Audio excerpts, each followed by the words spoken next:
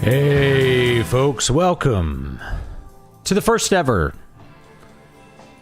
Bantha Fodder. Bringing you the manure mail. Bringing you the garbage. Now, my original plan for this stream was to do kind of a silly take. Silly takes on silly stuff, right? On the stupid things in the news, etc. The problem is that things got a little serious today, so I'm going to talk about that instead, and I'm just going to roll with it. Okay? Talk about what this stuff means and where I think it's going. So it's going to be a little more serious. Maybe I'll talk about some funny stuff later in the show as we go. Oh, actually, I'm going to start with something else. I'll be right back.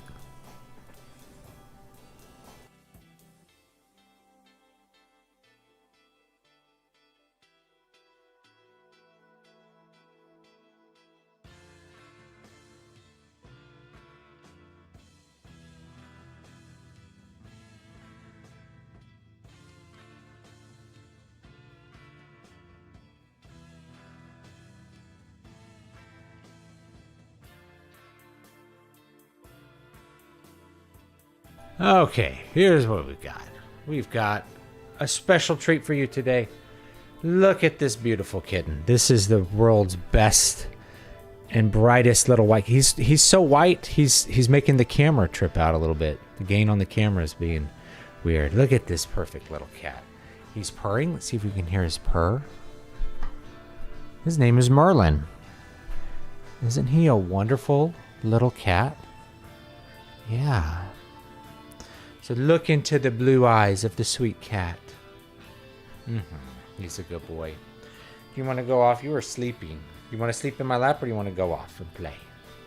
Probably wants to go off and play. But I thought I'd show you this little ragdoll kitty. He just goes flopping in your hands. It looks kind of weird to hold him, but that's what he does. He just kind of flops and floops about when you hold him. Very sweet kitty.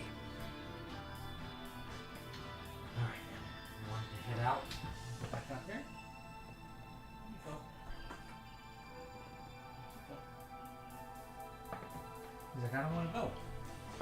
He doesn't want to go.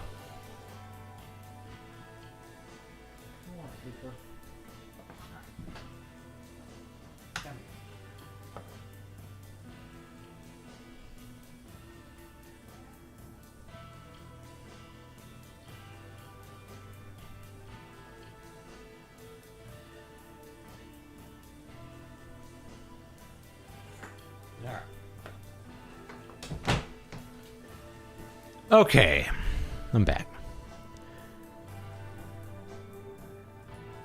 Song is called Lux, or Lux, if you're pronouncing it proper Latin. Early song from my catalog.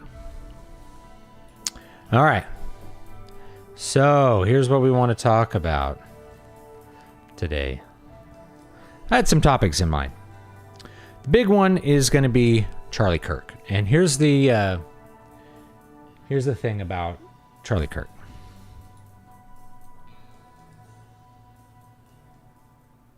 Turn that music down. So you have to ask yourself the question, what's the difference between Charlie Kirk and you? Because I can answer, what's the difference between me and Charlie Kirk?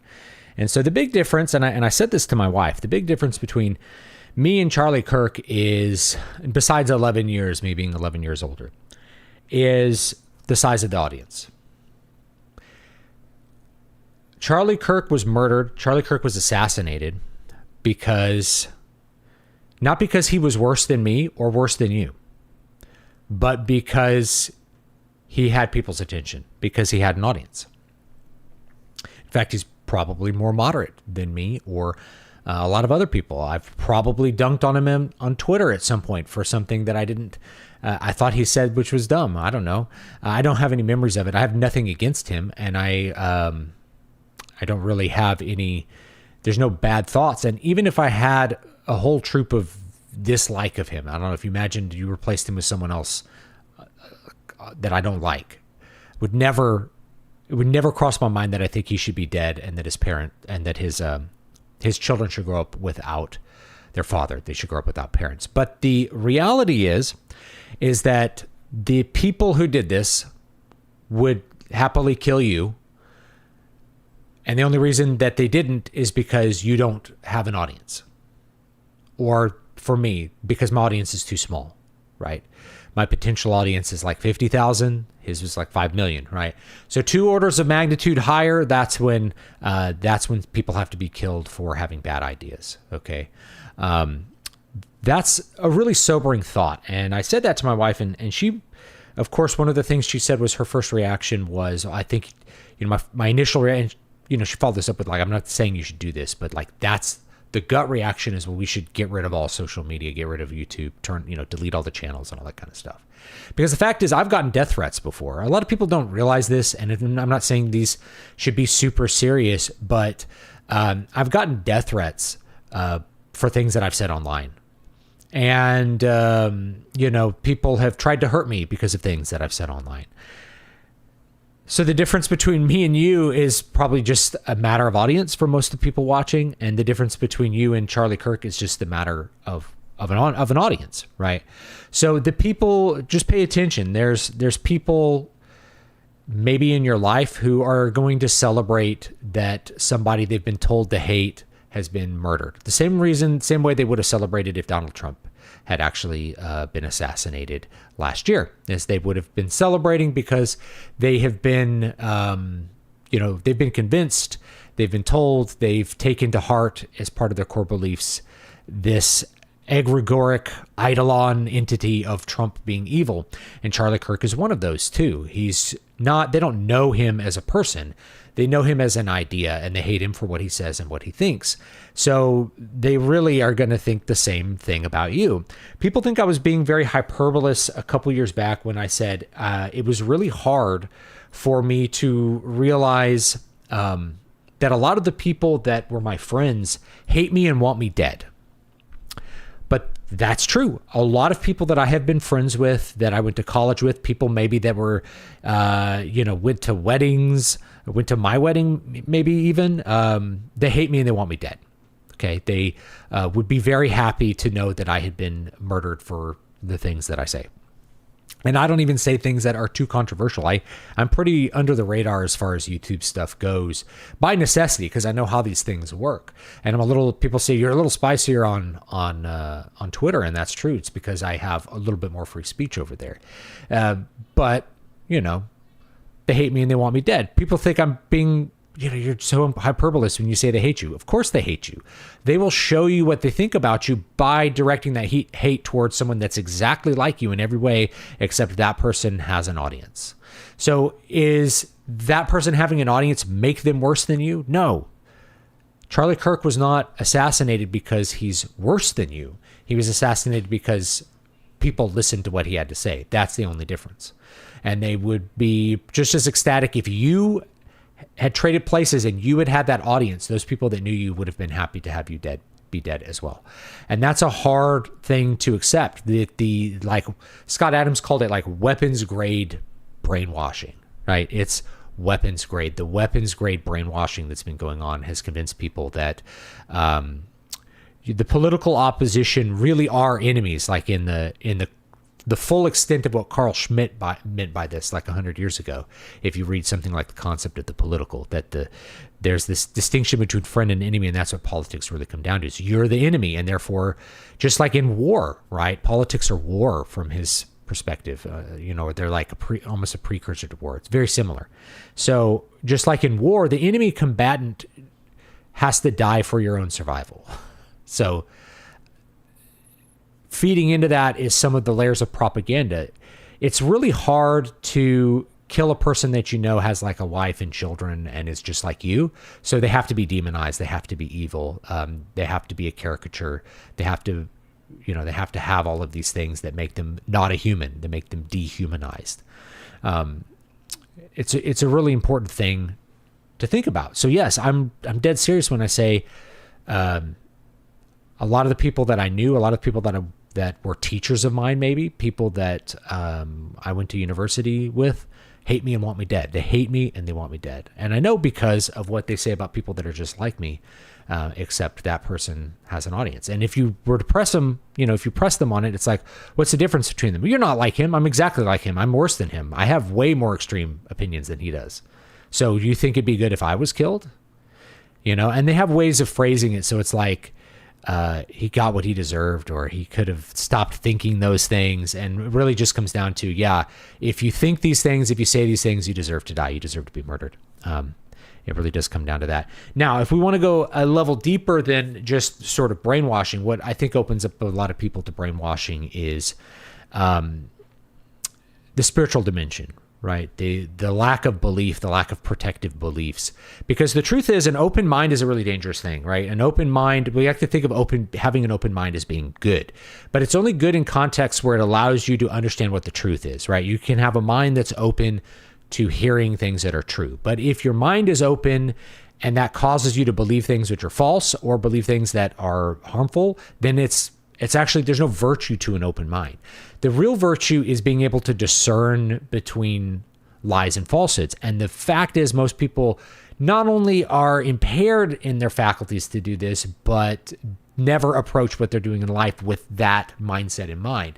They turn on the news tells them something, they accept the information as true, and then they react to it emotionally and maybe do something. There was this term that the left came up with called stochastic terrorism. If you don't know what stochasm is, it's noise, right? And I used this in one of my stories called Farewell to Once and Future Kings. For those of you who read it, if you were on the Patreon and you got it, right, it's basically noise. And if you increase the noise level, you can actually see patterns emerge. And so that's what this is that by constantly demonizing. Now, see, they try to project it onto this is what Trump's doing. It's the opposite. Okay. It's what they're doing, right? By making Trump into Hitler, by constantly talking about how evil he and everybody like him is. And of course, logically, if he's evil, everybody who agrees with him is also evil, which is most people now, most people in America, right? So he's evil. If he's evil, that justifies all kinds of things, including assassinating him, right? Like if you could go back in time and kill, like he's Hitler. If you could go back in time and kill Hitler, would you? So then you're going to have a lot of individuals who are going to think, I should kill Hitler, right? I'm the guy who's back in time to kill Hitler, and I should go do that. You have multiple people who've decided that they were going to kill Trump. Now, Charlie Kirk is a much smaller figure than Trump, and he really is not. He's a political figure, but he's not a politician, right? He's not an official. He's merely like a person of ideas. He's a media personality. So it would be like killing Rachel Maddow. That would be insane. Like most people would not condone that, but that's where we're at. He said the things that are bad, and therefore he deserves to die. The spiritual thing, I've called this the death cult. I started using this term almost 10 years ago. And of course, like a lot of things that I really am on the edge of, no one's going to remember that I'm the one who used this term, the death cult. But I call it the death cult because they're obsessed with death, right? They are obsessed with not only you dying, they're obsessed with the culture dying, right? You're like, well, I would like for my culture to not die. And like, well, we'll kill you if you don't let it die, right? They're obsessed with their lineage dying out, which is why they don't have kids. They're obsessed with abortion. They're obsessed with all of these things with death. It's a death cult. And this is just another piece of that to emerge out of it. So when you are sending out all of this information, telling people how evil everyone is, some people are going to pop up. They're going to be the individuals that pop up. And it's predictable because we have seen it happen. You use this rhetoric. Some people take it to heart. They're part of the cult. They believe that it is spiritually necessary for them to assassinate someone like Charlie Kirk, and then they'll go do it. Okay, this is different from traditional ways of convincing people things like we're going to convince everybody that this is the way to do it, and we're going to go to the polls and do it, or we're going to get together and we're going to take a vote and declare war on something. This is different. This is more like terrorist cells, right? This is putting out enough of a strong message, and it's always a moral message that you know that certain people are going to are going to emerge from that noise and do the thing that you want them to do. The natural thing that is, of course, morally justified if you take all of their rhetoric seriously, which is to murder the people who are saying the bad things. And you know that they're bad because we've declared all of them to be Nazis, and punch your local Nazi, right? Like, just execute violence against bad people. Like, why would you object to punching Nazis? Because you call everybody a Nazi. So you're just saying punch anybody you don't like. And that's the next step. Kill anybody you don't like. Kill the people who disagree with you because they're evil. And they're evil because we use the bad guy word for them. They have the bad guy word attached to them. Therefore, they're the bad guys. Therefore, you're completely, not only are you in the clear to kill them, you're morally obligated to kill them. Some people are going to take that to heart. Yes, your average lefty, your average CNN watcher, your average Facebook doom scroller of loving the left, they are too much of a pussy to do anything, but some people are not. And some people are going to really take those messages to heart, and they're going to do the things that you want them to do, which is to murder your opposition. And what's the point? Why kill Charlie Kirk when he's not an official, right? It's to have that chilling effect, right? What was my wife's first reaction is you should get rid of YouTube, right? You should shut the fuck up. And that's the point. The point is, you say the same things, you should shut the fuck up too, because we'll kill you. So if you don't shut up, we'll kill you. Which lets you know that there's really no argument. Like, what's the point in arguing if their response to the argument is to kill you? What's the point in arguing at that point? And I've often asked this question: what is the point of your words? Like, who are you really convincing? How many people have really been persuaded on something? I think to be persuaded, when I talk about that open mind, I think to be persuaded, you have to be in a place where you're willing and able to accept information that's new.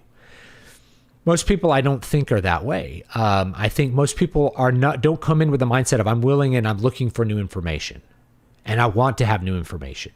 They are passively receive information and internalize it as fact. That can be good, that can be bad. It depends on what you're putting in there. The reason I call religious beliefs protective is that this is a death cult. These are religious beliefs. It's a moral imperative to murder people that you disagree with, at least for the people that are doing it. So given that it's a moral imperative, if you have a stronger and superior morality, then you will be resistant to that information taking hold. Like I said, an open mind is a dangerous thing. It's a dangerous thing if you don't have any way to discern right from wrong. If you don't have a set belief that guides you, then you can be convinced to act on behalf of the devil, right? Let's take a look at the chat and see what they have to say before I get to any other topics. The big one is, hey, what's the big difference between you and Charlie Kirk? Is that he had an audience and you didn't. So the point is to get you to, they hate you and they want you dead. And they hope that if you won't die, at least you will shut up and let them kill you. So you can live just a little bit longer. But I'm not going to do that, right? Someone has a pure black cat. I had one too, and we loved her. She was great. I have a ragdoll too. He used to be white as a kitten, but now he has dark hairs too. He shows on any clothes. Yeah, he's sweet. Yeah, Lux. There's the name of that track.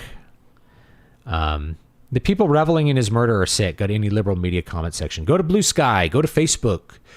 People love it. They love it, right? It excites them. It causes them maybe even sexual excitement. I don't know. Why are they so excited by it? They're not in it, It's like being pulled this way and that, like they're on a soap opera. Propagandize zealot murders, gun self-advocate. Evil people laugh at irony. It's sad that some people hate people for their views and want them dead. Yes, but this is the world we live in. Yep. War is politics by other means. It all started when one side ceased societal shaming. So shaming is an interesting idea. Shaming keeps a lot of people in line. Now, you don't shame someone just to punish that person, but rather to send a message that their behavior was unacceptable. because you don't want to get shamed, right? So if you shame the slut, you'll get fewer sluts. If you refuse to shame the slut, people will become hedonists because there's no shame in it. Why would they feel shame if there's no shame? Like, why would they not do a thing if there's no shame? So if there's shame, you actually don't need laws for a lot of these things, right? If it's shameful to smoke drugs on the corner, then people won't do it, right? If they have social consequences for doing it, they won't do it. The problem is that once we have this iron and clay, once our society becomes diverse and full of iron and clay, where no one has the shared values and there's no community and there's no social consequence to someone smoking dope at the park, you have to create a law that you can't smoke at the park. You have to, for the benefit of everybody. The oppressive state becomes necessary and becomes more and more necessary the more diverse the society gets. The smaller and more tightly knit the society, the better the community, the less of that actual tyranny that is required in order to maintain peace and stability and happiness. It's sort of a joke, like, why are the, I don't know how safe they are now, but like, why are the trains safe in Sweden? It's because they're full of Swedes, right? They're full of Swedes. Oh, I hope you can't hear that fan. Another computer in here started up and started making a bad fan noise. I might have to do something about that because it'll bug me in a little bit. C.S. Lewis said that the devil always sends his errors out into the world in opposite pairs so that people will flee from one into the open arms of the opposite. Yes. Yeah, and there, like, you can actually see this with church history. So there's equal and opposite errors when it comes to Christology. One was Arianism, that Christ was somehow not fully God, and the other opposite error was Gnosticism, that Christ wasn't human, or maybe like Nestorianism. Gnosticism would be more extreme, which is like the body is bad and the body isn't really you. But like Nestorianism, where like the body, like Christ's body was separate from his divine self, right? So you can make equal and opposite errors, with the orthodox, the straight way being kind of down the middle.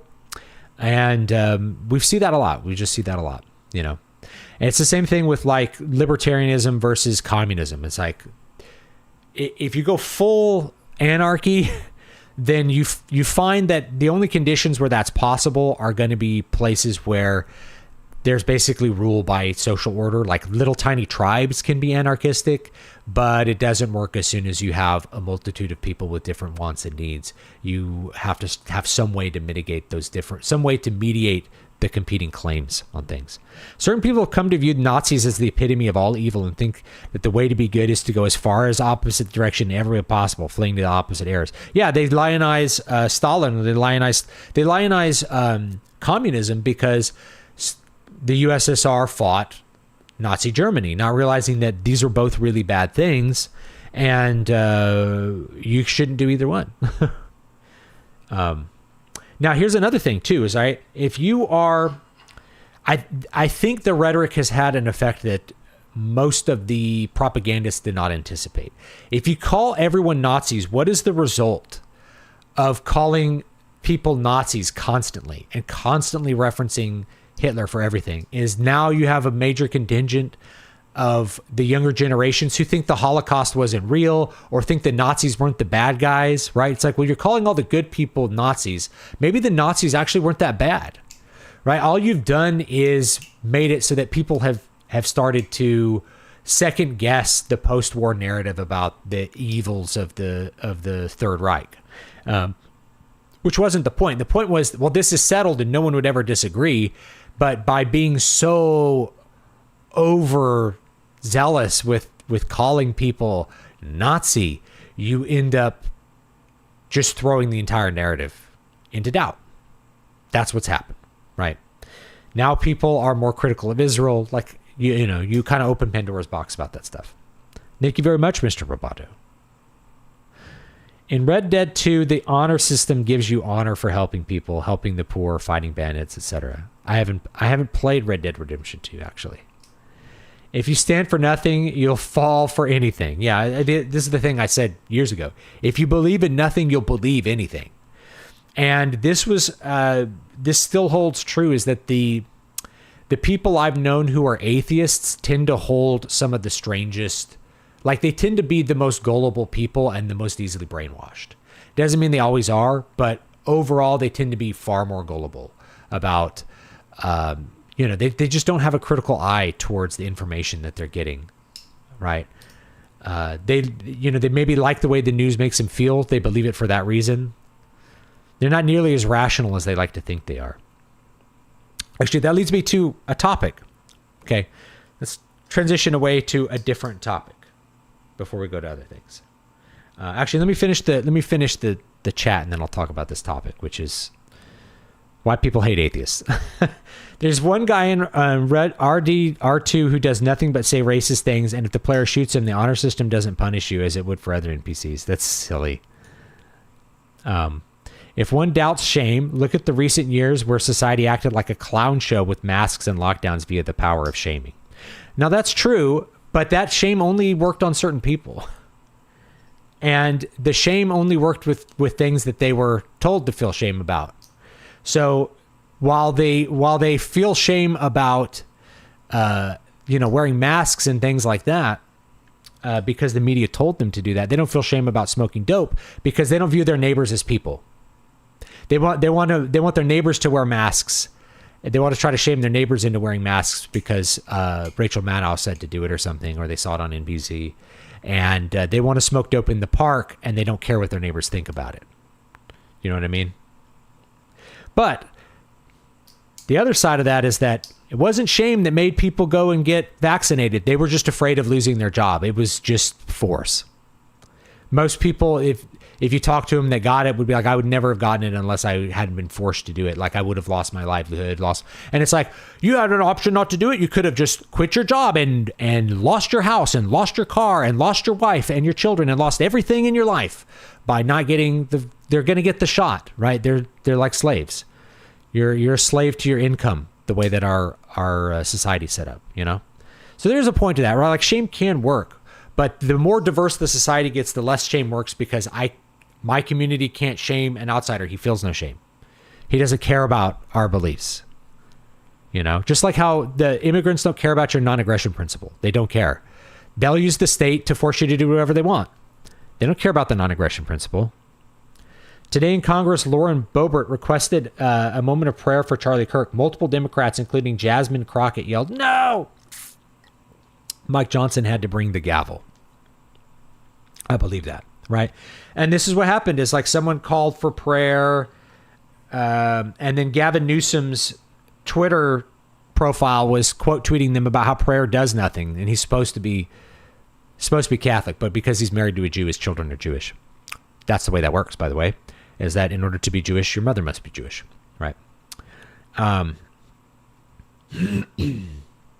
Yeah. So eerie to see them have such a visceral reaction to the mere mention of prayer. I do not agree with Kirk all the time, but my God, man, his poor wife and young children. As a father, I can't imagine leaving this world and my wife and young daughter that way. I can imagine it. I can easily imagine it. That's not good, but I can imagine it. Forget about the danger of broadcasting an opinion on the internet. You can't even express an opinion in mixed company. It's true.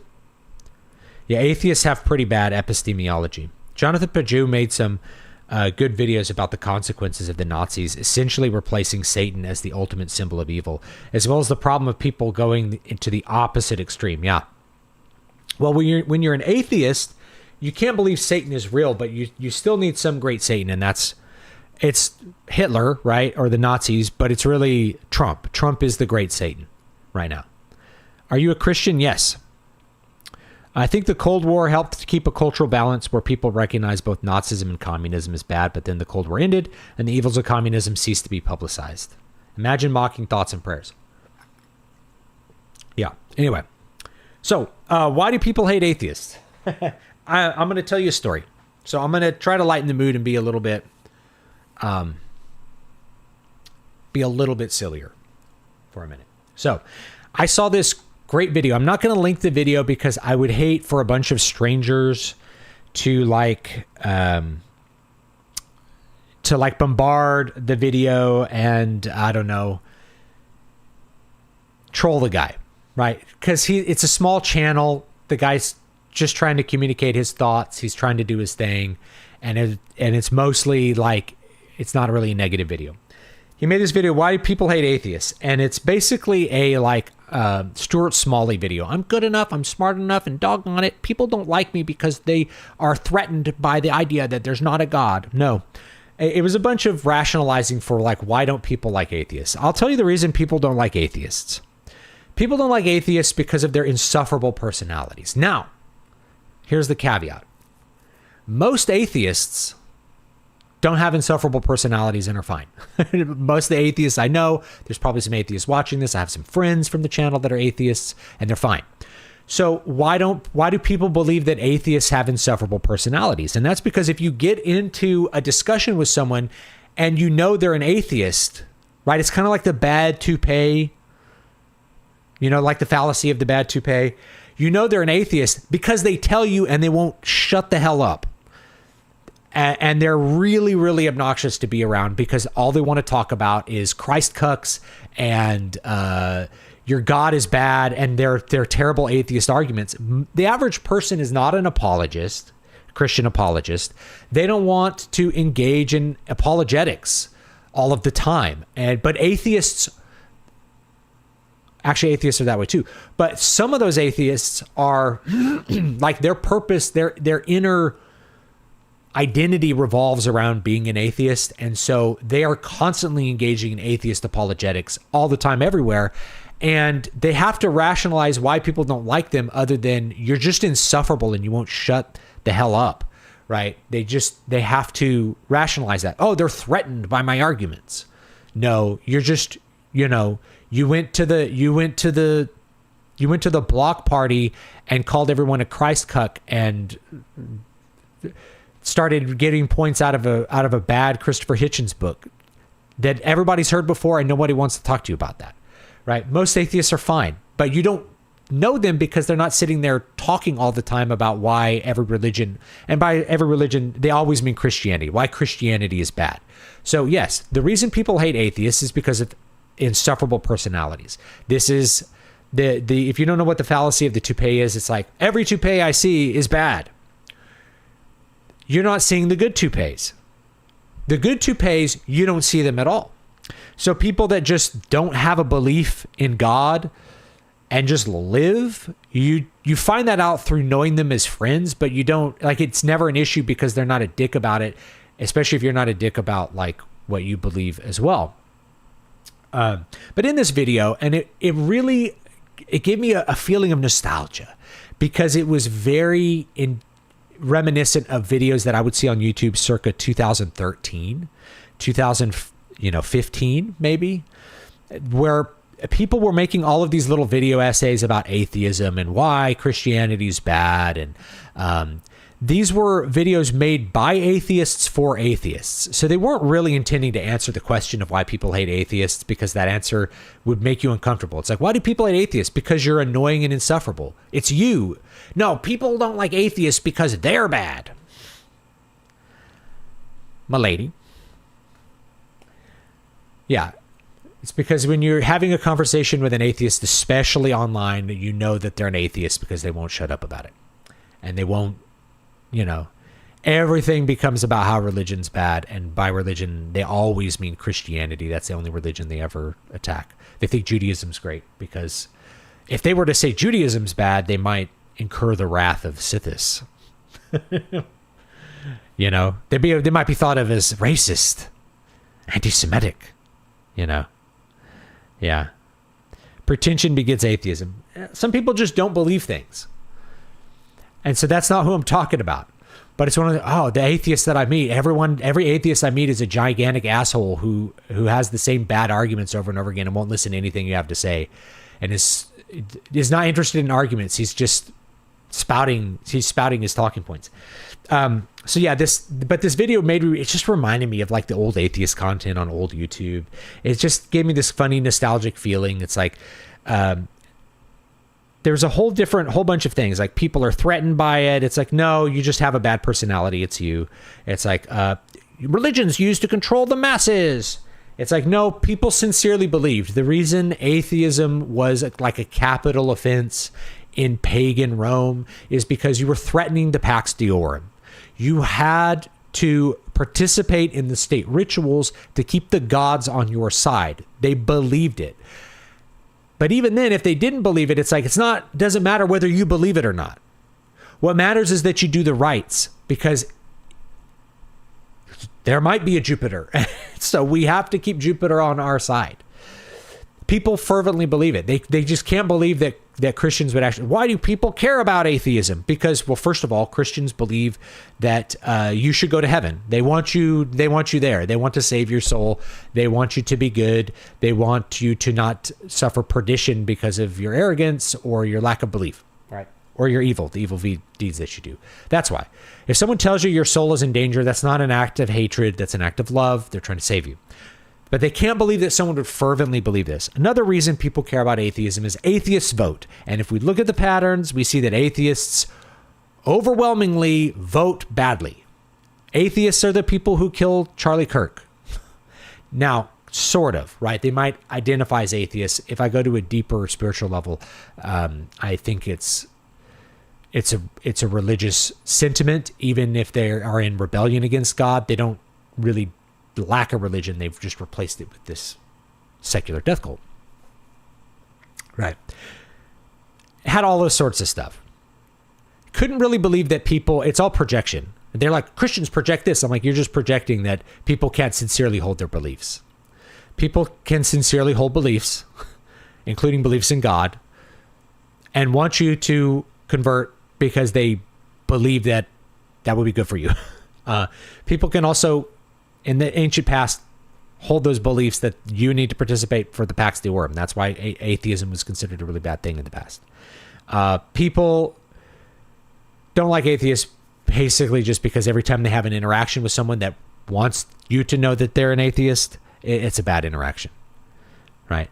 Now, atheists, you're still not top of the pile when it comes to insufferable personalities. I used to think like online atheist was like the most insufferable personality. But I know vegans. Vegans are way more insufferable.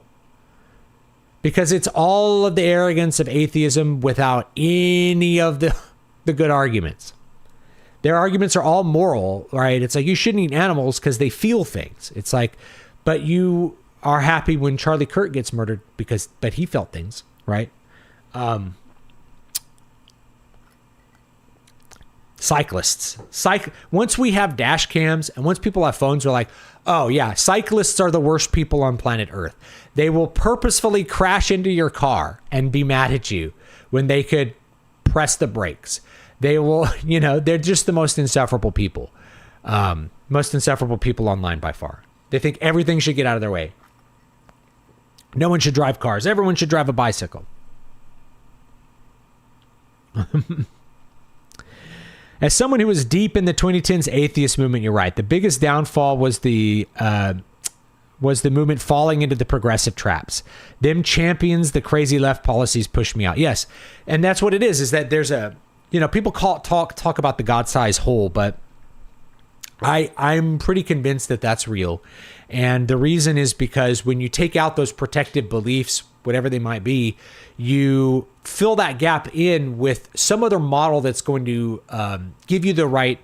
Because here's the thing. Reality is too complex to just empirically understand. Most of the data is fake. You have to go off faith for like 80 to 90 to 99% of what you're doing.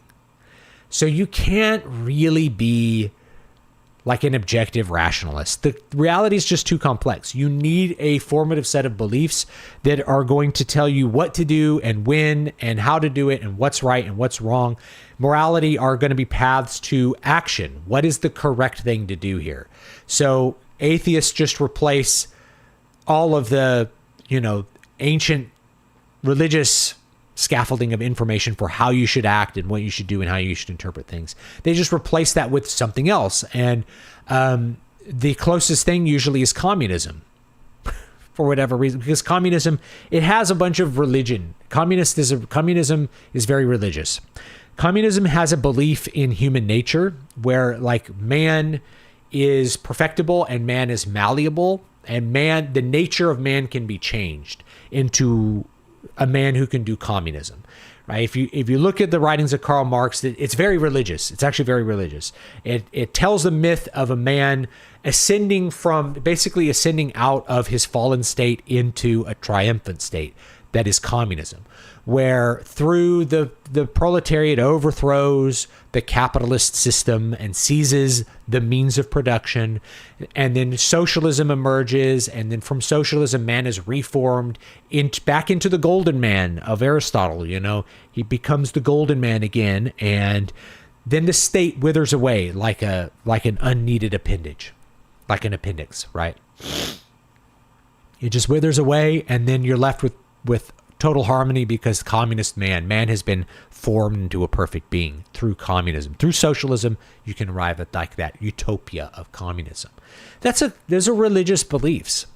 And most of what the left believes, and they think of as secular rational beliefs, aren't really rational. And I know because they don't really stand up to arguments, and they're dismantled by so many arguments, but people persist to believe in them.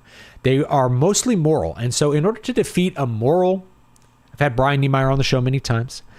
He'll tell you, in order to defeat a moral, what did it say? In order to defeat a moral vision, you have to have a superior moral vision.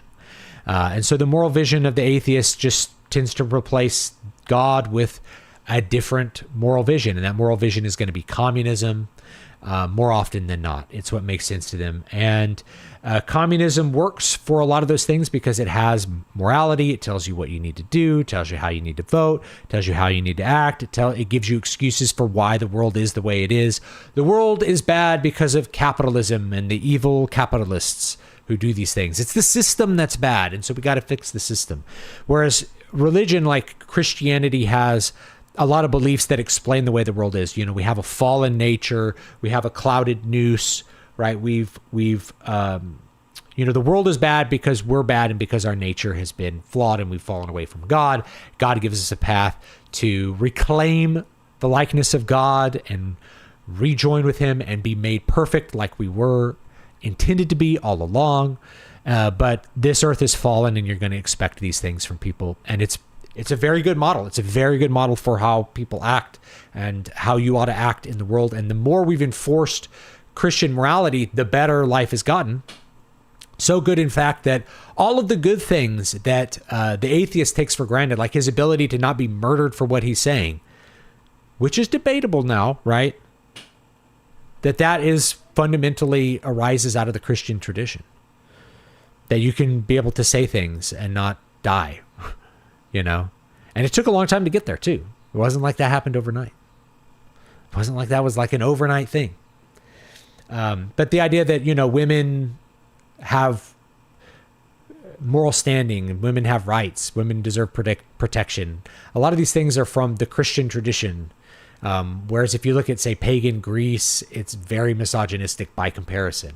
There's very little trust of women, or there tends to be views that women are, in some cases not human, right? There's models of religious belief that don't view women as like fully human beings.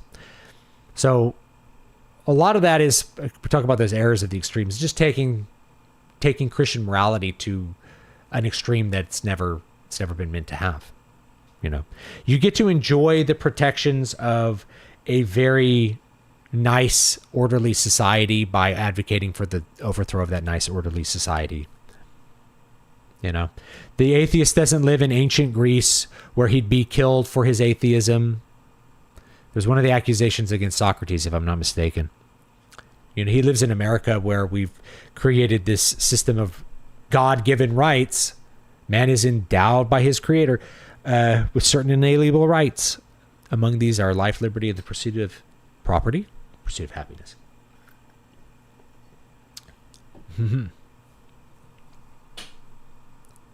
Is the most insufferable person a vegan, atheist, cyclist then? I think cyclist automatically adopts the other two. So most of the cyclists I've met are vegans and are atheists and are liberals. I'm not sure why. I'm not sure what attracts them to riding bicycles. And the current trend, Christ conscious, those who are trying to double talk with Christian inclusive phrases. Yeah, I think of like James Lindsay. I would be upset if James Lindsay had been killed, even though I intensely dislike him. I don't want James Lindsay to die. I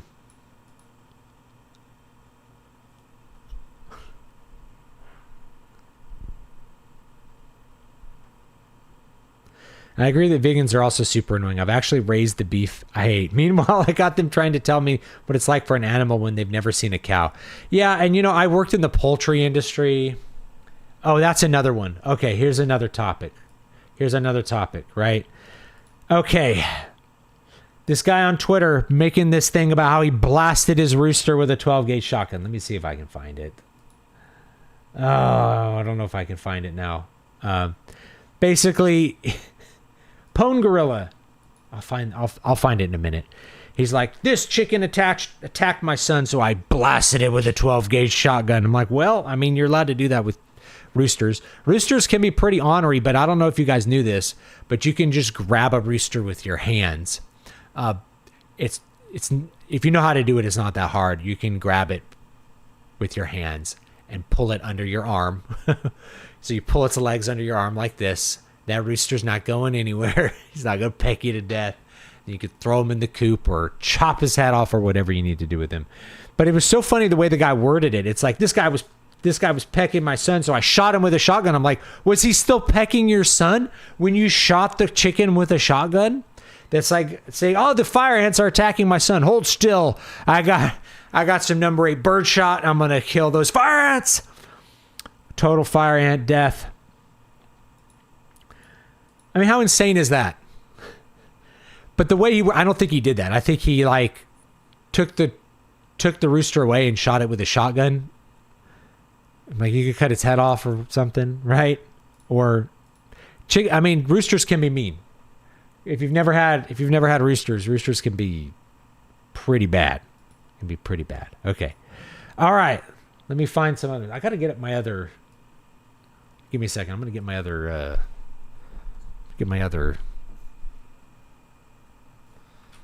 X account on here, because I am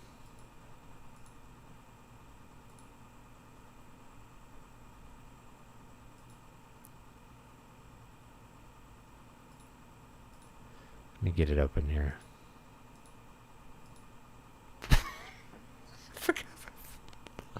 Man, my password's funny. All right. Yes. What do I have in my bookmarks? Okay, let's find it. Okay, let's check it out. Here we go.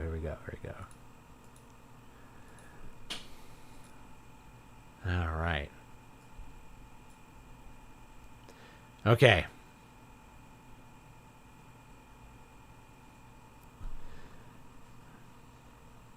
Oh, here it is. All right, I'll show it to you guys. Boom.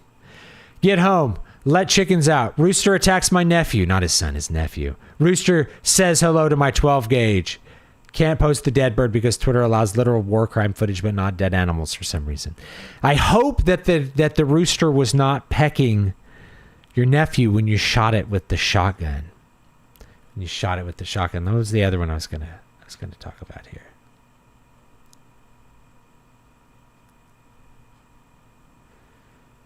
I can't find it. We can talk about Africa time. Africa time.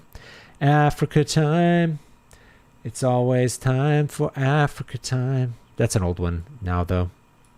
The baseball Karen. Okay, I can find this one. Give me a minute. I'll find it. So, yes, you guys saw the woman who stole the baseball from the guy and his son. I got to show this. I got to show this to you. Let's find it here. Okay, here it is. See, this is what we should use AI for right here. This is what we should use AI for. Did she actually walk away and hold the ball like this? I haven't been able to find footage of her actually doing this, but it's just so perfect. It's just amazing. She takes the ball away. Now the kid ended up getting a signed baseball bat. And other people have just been slamming this dad for giving the ball. But what are you going to do? She's yelling. If you hit her, you're going to go to jail and get fired and never be able to do anything good again, ever. So yeah, you give her the ball, and then the team makes good on you. You know, the team sees that you were a good guy and makes it up to the son, and that's cool. That's probably the best outcome we could have hoped for. Was that. All birds bigger than a finch are convinced they're still dinosaurs. I remember this part in Book of the New Sun, where they were telling these stories, and one of the stories that a guy was telling was about this rooster fighting an angel. It's pretty rad. It was a pretty cool story. Got to look that one up again. That's a great couple of books to read. It's Book of the New Sun if you've never read those. By Gene Wolfe. They are fantastic. They are fantastic books. Okay, let's see. What else are we going to look at here? Where's my bookmarks? Okay, yes. Fake students. Plague community college.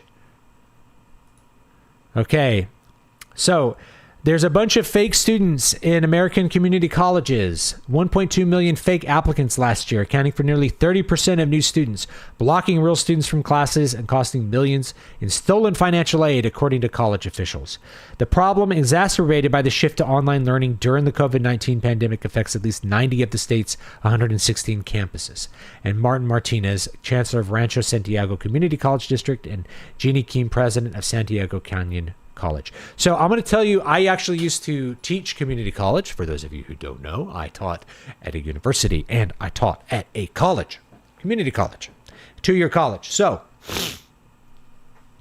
this is nothing new. Now, the whole point of this scam I'm going to talk about is really to get welfare money. So what would happen is you could sign up for community college. This was in California years ago. You could sign up for community college, and basically you get a big fat welfare check. You get a bunch of financial aid that would be given to you. Free financial aid, not like student loans, but just money from the government. You could fill out this application for free financial student aid. You said you were like an emancipated minor or something and didn't live with your parents anymore, or you just faked your parents' income and said they made $20,000 a year. They never really checked. Okay. And it rolled into college, and they would give you like $15,000 a semester to go to college.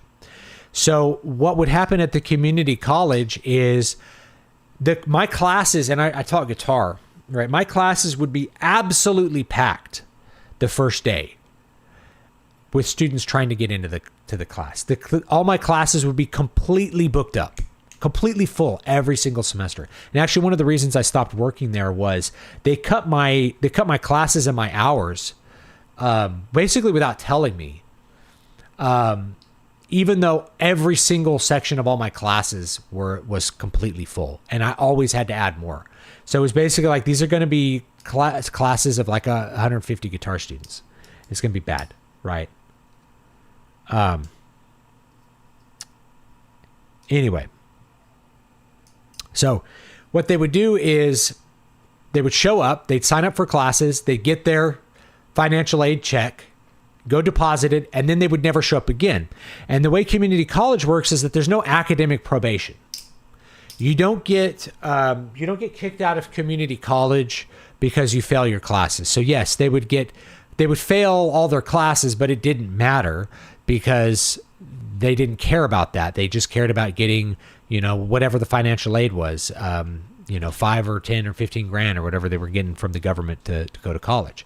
Well, they wised up to that, right? The financial aid people wised up to that. So they said, okay, if you get dropped from the class, we won't issue the financial aid check. We're going to issue the financial aid checks at 6 weeks. So what would happen is my classes would be full. After 6 weeks, they would be empty. Because all the students would do nothing, by the way. They wouldn't make any effort. They'd show up and attend classes for 6 weeks, get their financial aid check, and then disappear. Because at 6 weeks, you could no longer just drop them. You couldn't drop them from the class.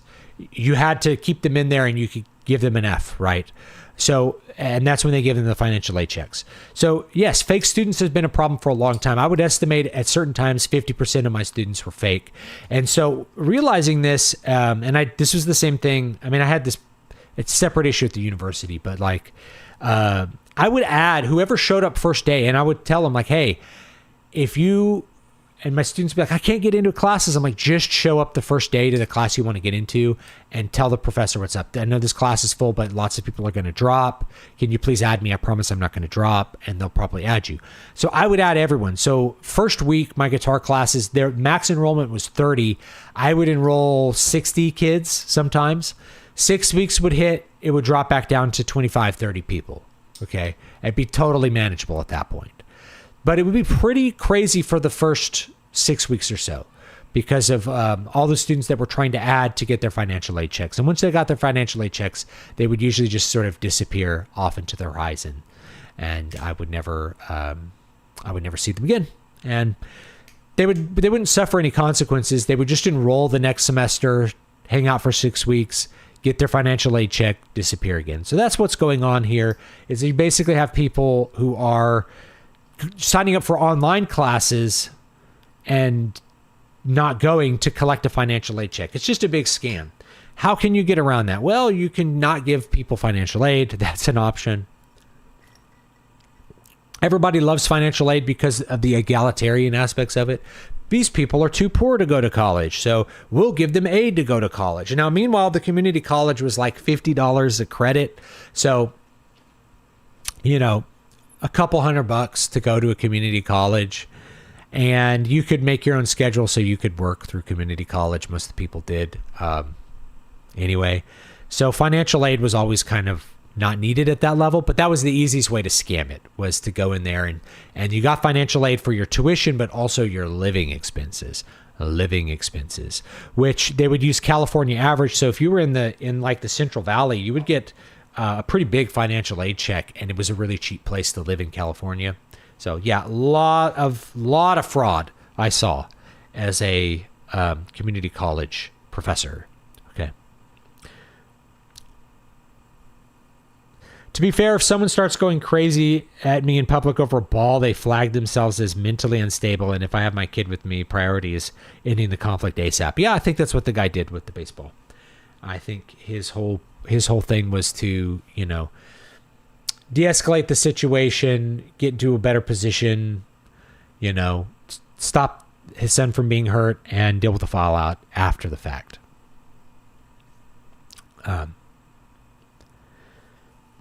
It's great that the internet has made education fraud faster and easier than ever. Progress. Not just that. The students are fake. They sign up. They have the AI go to the virtual classroom. They have the AI write the papers for them. The professor takes the papers that are emailed and he puts them into an AI to have the AI grade them. And then he uses an AI to assign the grades. And the whole thing is, it's that Soviet thing. You pretend to do the work and I pretend to grade it. And as long as somebody's paying the tuition, so, why would the college professor be against financial aid fraud? It lets him have a job. This was something I realized, man. It's like the teachers really didn't have a strong incentive to like get rid of financial aid or stop the fraud, because a lot of them would lose a job. Like, they have jobs because of the fraud. If 30% of the students are fraudulent, that means like you need 30% fewer teachers than what you got. And by the way, there's a super easy solution to AI. Everybody knows what it is. It's the Blue Book. You make the kids write their essays by hand onto paper, and then you grade them yourself with your human eyes and your human brain. That's how you do it. And you know that the person hasn't cheated because you're watching them. You're watching them not cheat. You're watching them not use an AI to cheat. No phones allowed. Okay.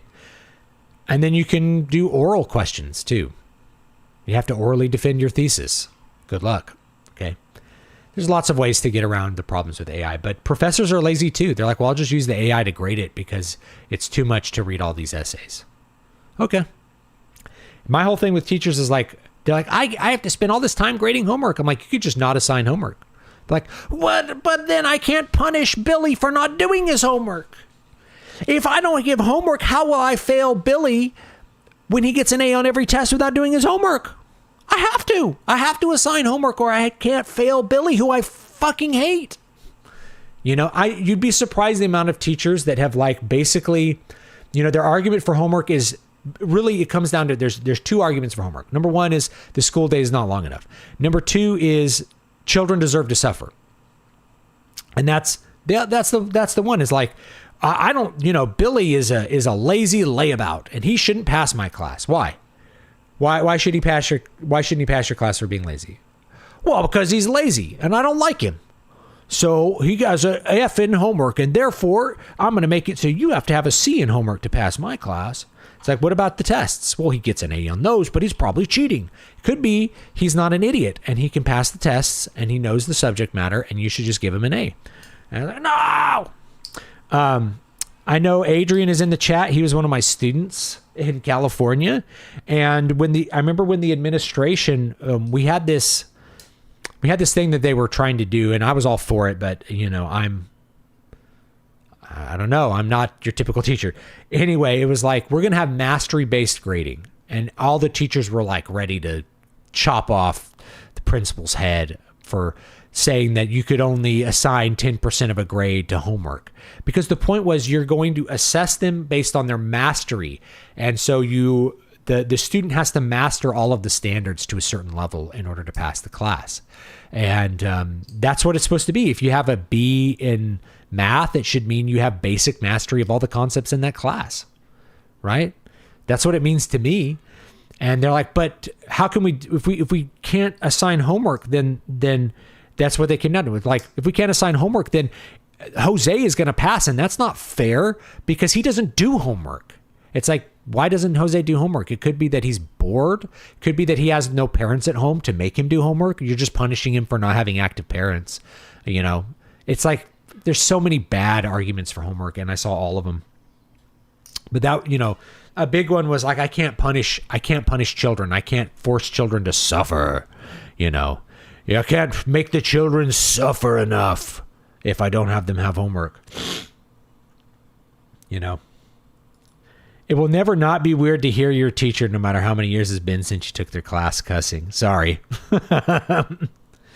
You know, but yeah, it's like, I remember Jose too. I remember all the Jose's. I remember Jose and Jesus and Juan. Such good students of mine. You know?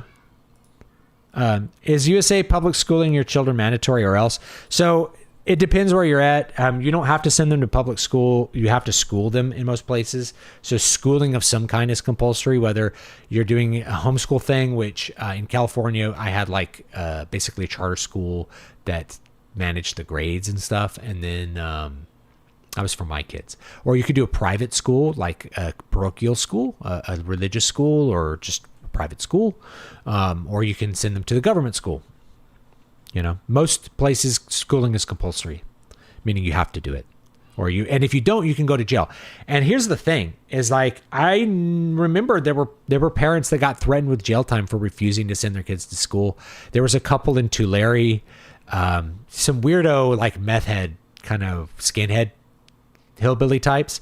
They refused to send their kids to school and they actually got jailed for like 100 days in Tulare County. Which is one of the counties in Central California. Were the boomers worse at using homework to punish kids? I feel like they were. I was doing some thinking last night about why I didn't like school, and I think a lot of it came down to the teachers. My baby boomer teachers were, and I had older teachers that I liked, and I had younger teachers that I liked. Like my Gen X teachers, I liked them. My boomer teachers, I was like, I generally didn't like them. They seemed like they hated kids. That's the best way. It's like I had all these teachers that hated kids, you know, and they like to punish kids and they always wanted the kids to be suffering.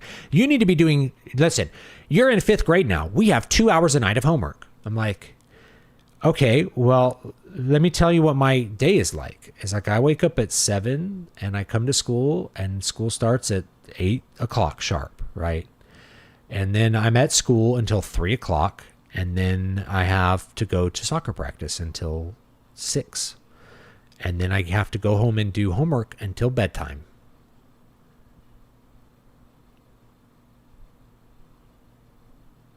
I'm 10. I want to just play with Legos. When I get home, I want to play with Legos. So I got in trouble for like not doing homework for a while. Plus I was in a GATE program so what I had to do, and I'm not trying to vent about how bad my childhood was, but it's like, as a parent, I would never subject my children to this. And I didn't, you're a kid, so you don't know how to evaluate this and tell your mom, like, Mom, I don't want to do GATE because it's just more work for no benefit. But like they would take me and put me on a bus and bus me to another school on like Tuesdays and Thursdays. So I'd be gone all day. And I would take special advanced classes in math and stuff like that. And I'd have homework for those classes. Then they would bus me back. It looks like I'm having some kind of little camera error here. I'm sorry if that's the case. So then they would bus me back. And then my mom, and then I'd go to daycare or something after school.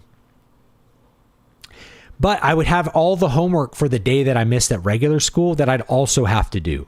All the schoolwork and homework. So I would have 2 extra days worth of homework. Really, it was like, hours and hours of extra homework every week that I'd have to do for the GATE. And then I'd have to do all of the schoolwork and all of the homework for every day that I wasn't in school too. So it became just horrible.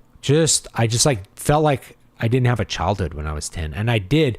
Like eventually I would just like not do homework and get in trouble because I'm like, I would get home. I was just exhausted. I was mentally exhausted.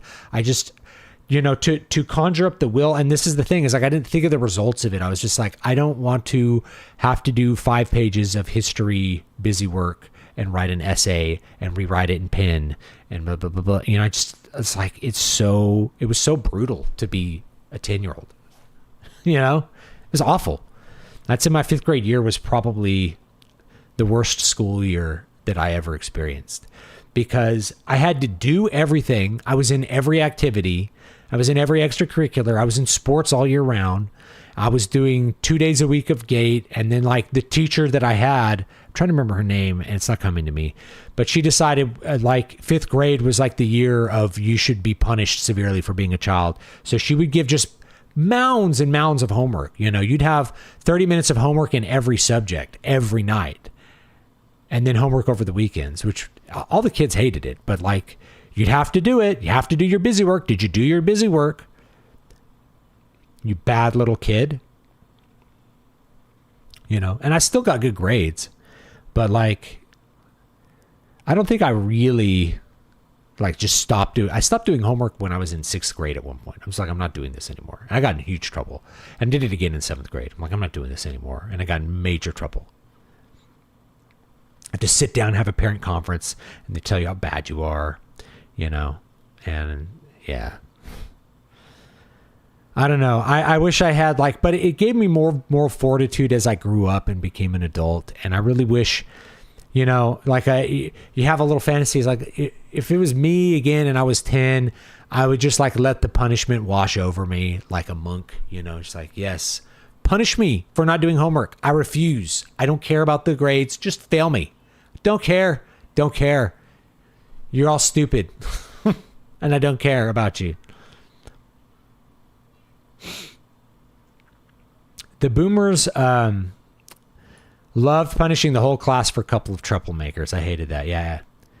Like, you need to make him be quiet. You need to stop talking to him. I can't stop Sean from talking to me. He's just talking. And I'm just sitting here. And I'm deaf and I can't even understand what he's saying. And I'm in trouble now. I'm going to go to the principal's office because I can't stop talking. I haven't said a word all day. I can't even understand what Sean's saying. I'm deaf. I can't understand what the teacher's saying because I'm deaf. And I'm sitting way in the back corner. That was another thing too. I remember once I was drawing or something. I used to draw these like battle scenes. I'm drawing a battle scene and I had these hands on my desk like that. And I look up and the teacher's like shooting her daggers out of freaking eyes. And I'm like, what? And she's like, what's wrong with you? And I'm like, what? Are you on medication? And I was like, the thing is that I actually was like taking amoxicillin for an ear infection or something. So I'm like, yes. Didn't you hear what I said? I'm like, I didn't know you were talking. You're not paying attention. I'm like, I can't hear you. Right? I can't hear what you're saying. On my thing, it's like the camera's messing up. So I'm sorry if the camera's messing up. Yeah, Sean has ADHD. I can't make him be quiet. I don't hate Sean. Sean was cool. I'm thinking of this guy I knew named Sean. His name was Sean Wheeler. He was a cool guy. Cool kid. He was the ADHD kid. He was the kid that was always punished, and everyone around him was always getting punished because Sean just couldn't. He had no task focus. Okay, he couldn't focus on any tasks. He'd do 3 math problems, and then he was squirrel. And that was Sean. It's okay. We loved Sean anyway. But I remember this, and like it's one of those core memories of like, oh, like I'm in trouble for doing nothing. And you make this like, this is pretty unjust that I got in trouble and I got yelled at and embarrassed because I couldn't hear the teacher and I didn't know what was happening. And I remember I have another memory from when I was in kindergarten. And we would go, there was a little kindergarten playground. We'd go out and play on the playground. And then there'd be like a whistle for everybody to come in back inside. Well, one time I was out there playing and I was playing by myself. And I was in my own little world for a minute, digging a hole. And I look up and everybody's gone.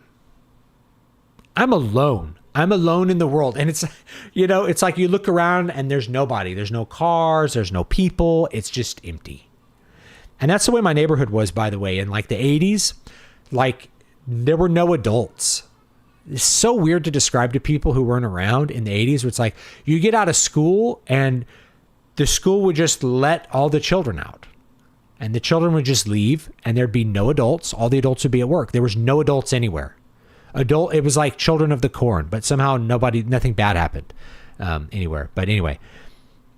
I look up and everything's gone. So I go back to my classroom and I walk in and the teacher's doing something. She goes, "What are you doing?" And I was like, "I don't know. I was alone." She's like, "Go put your head down." And I was like, "I have to put my head down." Okay.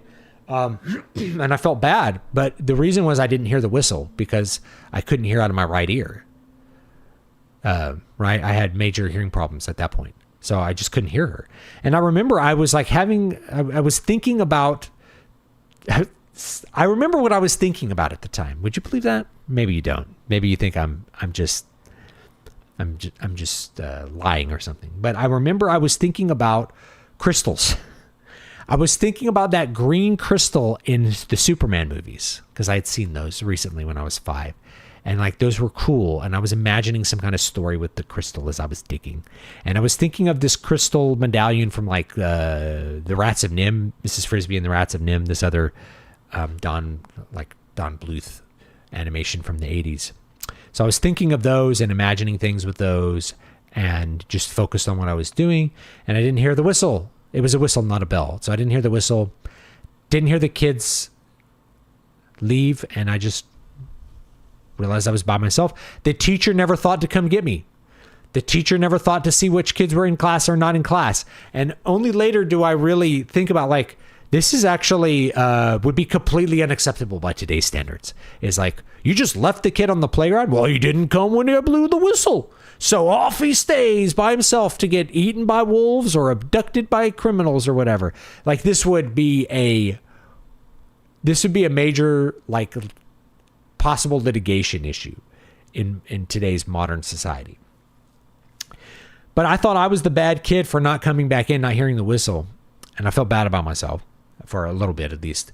But you process as you get older. You're like, that was kind of dumb. And also, why would you not care to see if there was a kid there or not? And I remember several other times where like teachers didn't notice, like we have to line up to go back into class. You're always having to walk in lines. So we'd line up to go back into class from recess. And there were times where like the teacher wouldn't notice that a kid didn't come back from recess. Where's Charlie? I don't know where Charlie is. Is he in the bathroom? Where's Charlie? Did Charlie come back from recess? Where's Charlie? And then maybe he'd come back in, 30 minutes later. Teacher would be like, where were you? I was in the bathroom. Pull your card. He had these cards and these dumb. You pulled through these colors. You had most of them, they were blue. So you had these blue in these little pockets. And so you'd pull blue and it would be yellow. And then you'd pull yellow and it would be orange. And you pull orange and it would be a red card. And red card is like, you're out of the game. You have to go to the principal's office. You have to go to the office and talk to the principal. So, yep.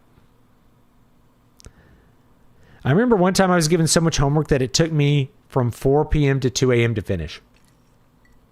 Not all of it was due the next day, but I wanted it all done to enjoy the weekend. Yeah. Man, that's so much. It's just an argument that there's not enough hours in the day for school, right? There's only 2 arguments for homework. Number 1, school is not long enough. Number 2, children deserve to be punished. Children should suffer. And you'd be surprised the number of teachers that go with number 2 there. They're like, children should suffer. That's why we need homework, is children should suffer.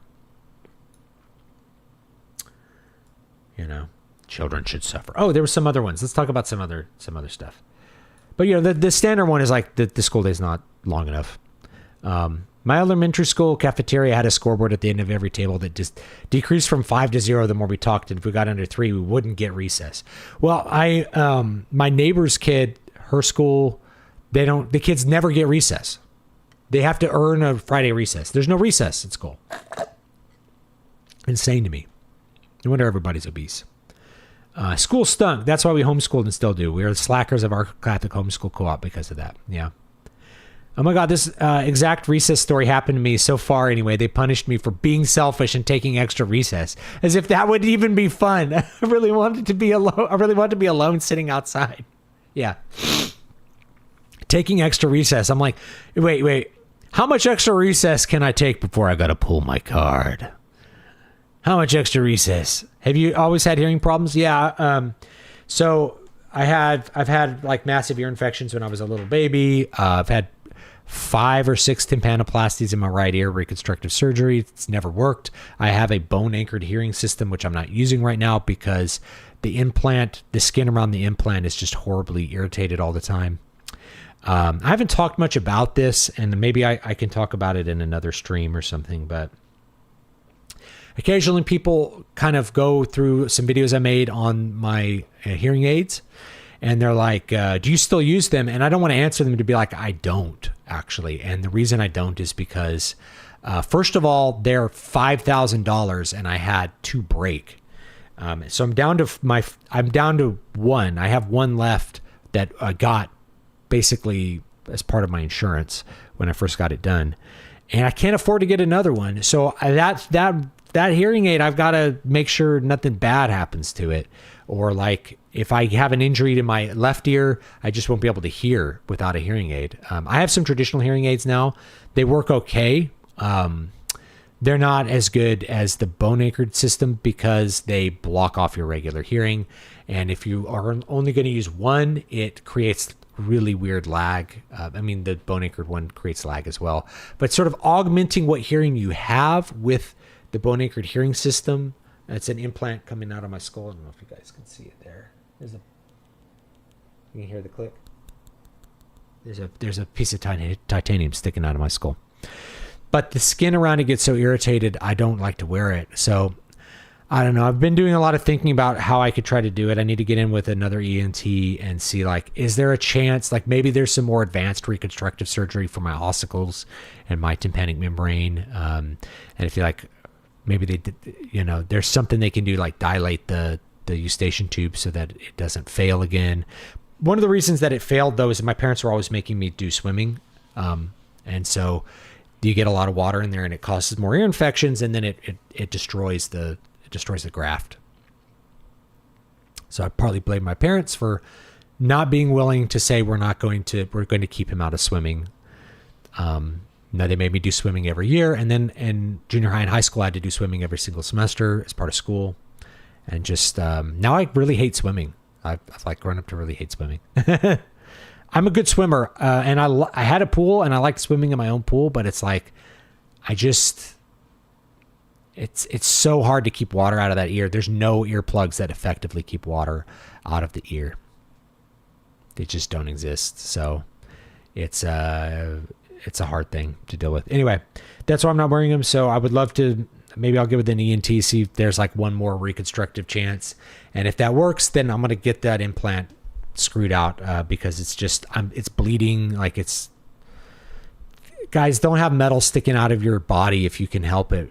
Don't have metal sticking out of your skull if you can help it. It's just a giant pain in the ass to deal with. Would I do it again? I don't know. I wish I would have maybe pursued reconstruction one more time. But at that point in my life, I was so over it, So over it. It's a mystery why adults think children shouldn't talk and have fun. Yeah, I don't know. I'm not sure. I'm not sure what exactly is going on in their mind. You know what I mean? I literally never thought about the fact that it was an issue that they would leave me out there. Yeah. Why you just left the child out there by himself? This is a major liability here, right? Hardwick says, I'm very glad that I was homeschooled. Yeah. Not everyone does well with homeschool, and the homeschool quality is proportional to what you do with it. I try to be as good as possible as a homeschooling parent, but pulling cards in elementary school for bad behavior scared the daylight out of me. Like from green to yellow. I wish I knew it wasn't the end of the world. Yeah. Oh, thank you for the $10. Hey, buddy, I've been enjoying the emails. Thank you so much. On the Substack, let me link the Substack. Make sure you're subscribed to the Substack. David V. Stewart. .substack.com.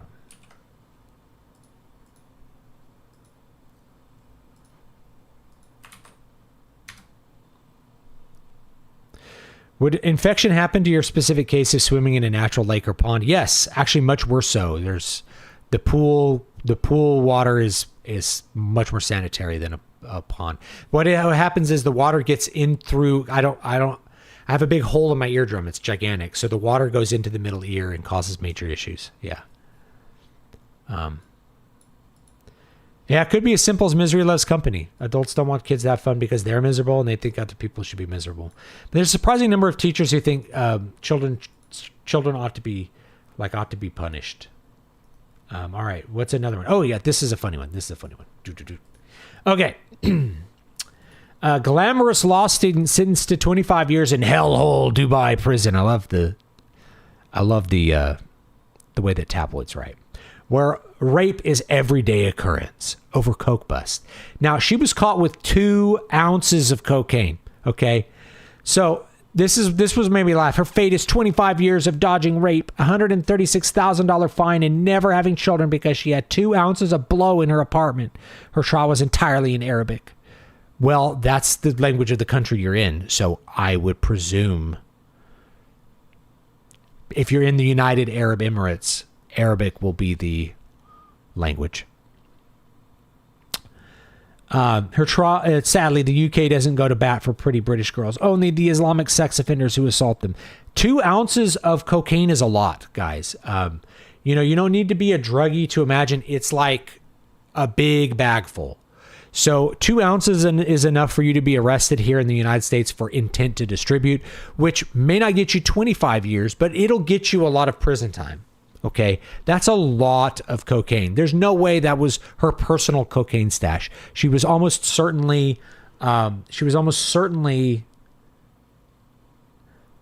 trafficking that cocaine in some way, intending to sell it. Okay, this glamorous law student, she knew what she was doing, right? She knew what she was doing, and that's the thing. Is like, shouldn't you know the laws of the country that you come into? Oh, it's just a little cocaine. It's just 2 ounces of cocaine. Like, that's a lot of cocaine, guys. That's a lot of cocaine. That's like 56 grams of cocaine. When you usually sell them like half grams or grams, That's a lot of cocaine, is my point. Okay? That's a lot. But people don't really see that. They just want to make it, aren't these foreign countries so bad? I actually knew someone who got jail time in Saudi Arabia for not wearing a hijab. And it's like, everyone's like, so bad that she got jail time for not wearing the hijab. It's like, okay, she just chose not to wear like something that's required by law for modesty purposes. It'd be like, well, in my country, it's okay to just have my breasts out. And so I just walked out without my top on and I got an indecent exposure arrest. It's like, yeah, we don't do that here. We don't do that here. You may be from rural Africa where that's cool, but we don't do that here. So, it's up to you to adhere to the laws of the land that you are choosing to live in or to visit, right? And to me, it's like, this is not an accidental thing. Like, I remember when I was a kid, this guy got caned in Singapore for spray painting something. I'm like, it's not like he didn't know that was wrong. It's not like he didn't know that he's not allowed to spray paint on tag a side of a building. He knows that's illegal in the United States too. Like, what are we doing? We're not going to save this kid from getting caned. It's cruel and unusual punishment. I'm like, actually, I don't know. Whipping someone physically is probably a more preferential punishment to jail time because it doesn't interrupt your life as much. It's a punishment, but then you just kind of move on. But the main thing is like, he went to a foreign country and broke their laws. And he knew that he was breaking the laws, and he did it so willfully. It wasn't like, oh, it turns out it's illegal to throw aluminum cans in the trash, and now you have a $7 billion fine. It's not that. This is not like a lack of justice. It's just this country executes really obvious property crime in a different way than the United States does. In the U.S., he would have gone to juvenile hall or something, or probably nothing would have happened to him. He would have offended 20 more times before we did anything to him. That actually reminds me, I don't want to talk too much about all the negative stuff, right? But there was the Ukrainian refugee that was murdered on the bus. Okay, so I'm starting to run out of time, so maybe I'll try to get through this one quickly. You guys know what's up, right? Okay. Ukrainian refugee girl, she steps on a bus. She's not aware of her surroundings. Crazy black guy in a hoodie stabs her in the neck, and she bleeds out and dies while everybody watches and does nothing in Charlotte, North Carolina. Right? Some people have made this point. Would we be talking about it if she wasn't pretty? Maybe not. Or if she wasn't white? Maybe not. And that's kind of sad. It's sad to me that, like, if she had been black and murdered in this way, it probably wouldn't have. Well, first of all, none of the standard media organizations reported this at all. It was entirely an online Twitter thing that dug it up, got the video out there, and showed what was happening. Okay. So the media didn't report it anyway, but if she'd been black, the sad thing is the media doesn't report black murders because it's almost expected that black people are going to get murdered in the ghetto. It's just, it's kind of like what Ice-T said. It's just a body count. It's just the body count. It's just a count of bodies. Like, the violence is normalized. It's just expected. And that's very sad to me. That's very sad. So that is true. However, it illustrates something, which is that if this girl had been American, would this have happened to her? The answer is no. Whether she was black or white, if she was a black girl, she wouldn't have gotten stabbed to death on the bus, because she would have saw that guy in the hood and she would not have sat by him. She would have moved herself away from him. This is one of the things that is a hard thing about figuring out kind of future crime, or whether crimes would have happened or wouldn't have happened, is that if you are raised in that environment and you know what's up, right? Like, if I was on a bus, I wouldn't sit next to that guy because I could tell that there's something wrong with him, right? I'm not going to sit next to random black guys with hoods over their faces because I know that that's a potential problem. And in fact, I probably keep my eyes on him the whole time, in case I need to defend myself, right? And most of the other people, if it had been a black girl that stepped on the bus, she would have done the same thing. I'm not going by that guy. Just why does he have a hood on? Why is he like that? What's he planning? She would have, but this girl's from Ukraine, and in Europe, you can get on buses and trains and not be murdered because everybody there is your same ethnicity. Everybody there, that's how it is, right? If she'd been a white American girl, this may not have happened to her because she would have been more situationally aware of that hoodlum. She would have profiled the guy and avoided it. And then, like, that's the sad thing too, is like, if she'd been hyper racist, she'd be alive. He said after he did it, he killed her because she was white.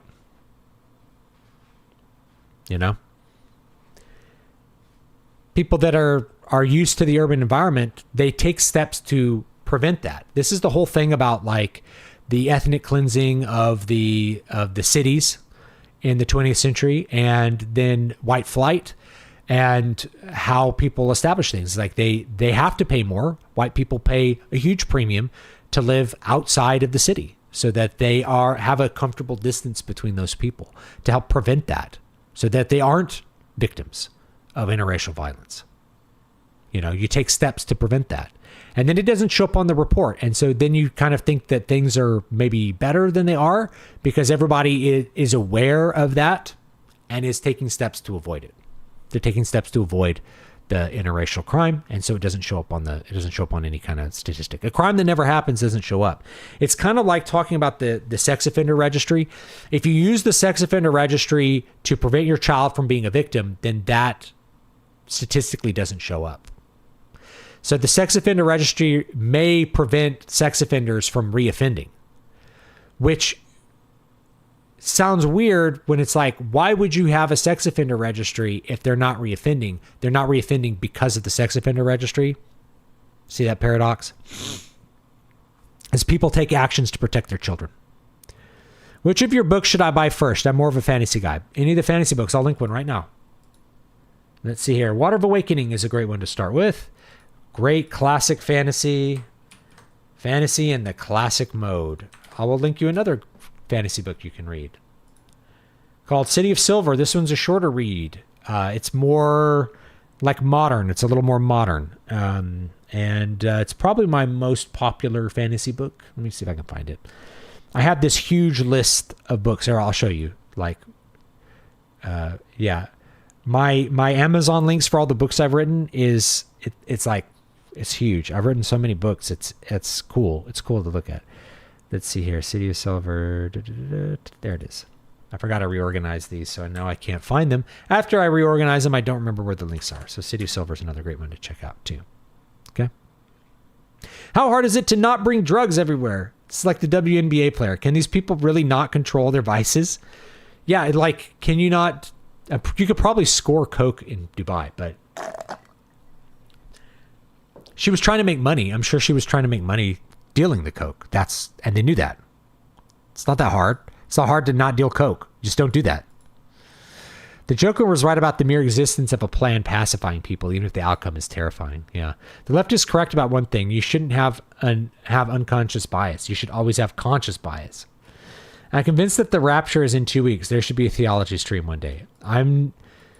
That's directly contraindicated by scripture. And also, I don't believe in the rapture. At least the way Protestants view it, right? People are naturally racist because it's natural. It protects you. It sucks, but when I walked the city and saw a guy with a hood over his eyes come my way, I crossed the street. Sure, I got looks. Yeah, but you also didn't become a victim. I'd rather get naughty looks and not be a victim, right? That's me. The people who pressure people not to notice require us all to be part of their fantasy utopia. It would be nice when noticing is just sane. Yeah. And the thing is, there's... when people talk about like racial profiling or something, there's no such thing as a random person. Okay? There's no such thing as a random person. You meet people in contexts. So if I'm on a bus, it's late at night, the fact that the guy's black is one data point amongst a lot of data points when I look at that video. Okay? So yeah, he's a black guy, got tats on his neck. He's got a hood over his face. This guy's trouble. It's not like a black guy with a suit got onto the bus. You would look at the black guy with the suit and be like, okay, well, he looks like he's upper middle class, or he's got a job where he's wearing a suit. He probably wouldn't be on the bus. That's the other problem, right? So the context matters. If you see like a black guy walking down the street in a suit and a tie with a briefcase, you're going to make a bunch of assumptions about him, and those assumptions are probably not going to be, this guy might be trouble and he might stab me to death, right? You're going to put him in the category, you're going to put him in a similar category to if he'd been white because of what he's wearing. But, you see a black guy in the FUBU wear with the starched pants, crip walking up to you, you're going to be on edge because it's probably a gang member. And it's smart to be on edge about that, okay? You know what I mean? It's like The problem with the idea of, when you hear some kind of racial statistic is that it's like, yes, that's important to think about because, so when we talk about like black crime, it's like the Pareto principle in extreme. So like most of the crime, like 80% of the crimes are committed by a very small number of people. We're talking like you could lock up like 3 guys and it was like 99% of the crime from the neighborhood would disappear if you lock those 3 guys up. Because we found this out with active policing. If you lock a guy up for selling cocaine, the murder rate goes down. Because the same guy who deals cocaine is the guy who shoots someone over cocaine. Right? So the more criminals you lock up, the more the other crime rates go down. So this is part of the New York miracle with Rudy Giuliani, is active policing. They went and they hustled people and they locked them up for minor crimes, but keeping them off the streets for those minor crimes prevented the bigger crimes from happening, because it's not just like a person randomly you're not randomly selected to murder one day, right? You're a criminal who does a bunch of bad things, and murder might be one of the things that you end up doing. So if you get that small number of people that do 80% of the crimes and put them in a place where they can't do those crimes against people, it lowers the crime rate. We now have like decades. We now have decades of experience. Or of data that backs that up. So with this Charlotte guy, is that if you'd had a 3 strikes law and he'd been locked up for life, this murder wouldn't have happened. Murder wouldn't have happened.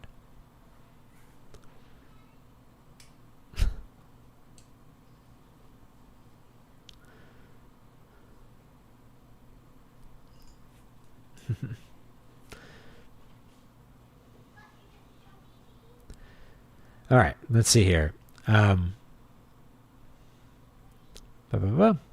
your opinion, what would be better? Having no audiobook for your novels at all, or using something like Elven Labs AI voices to turn your manuscript into an audiobook? I'm not sure. I chose not to have any audio books.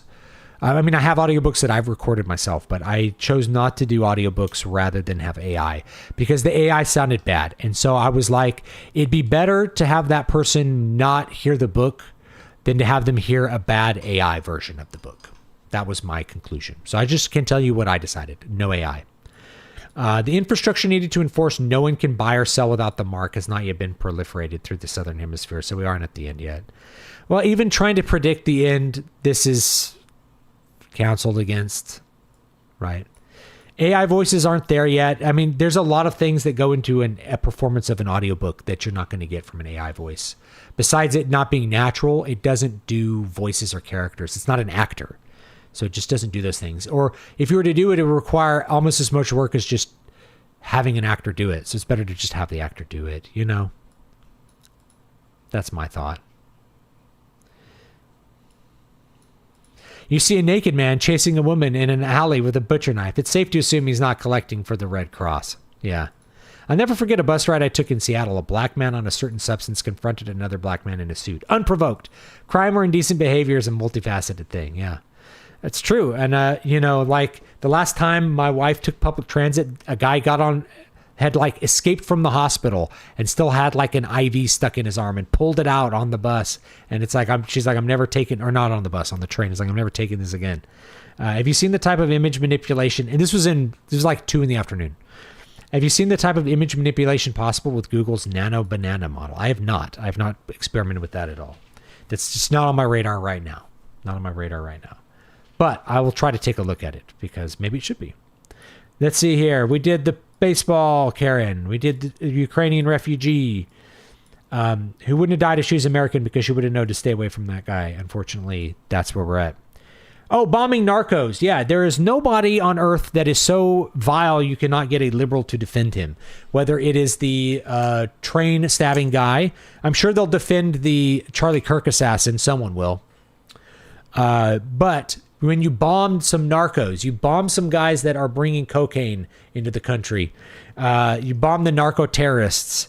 And someone will defend them and their rights to not be bombed, to come into the United States with truckloads of cocaine and possibly sex slaves or something else that they would like to sell, right?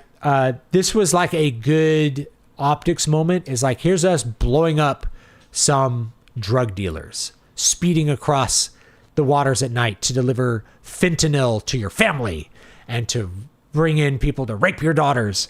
And it's like, those people were killed without due process of law. What process is due to non-citizen foreign actors engaged in potential acts of terrorism and war?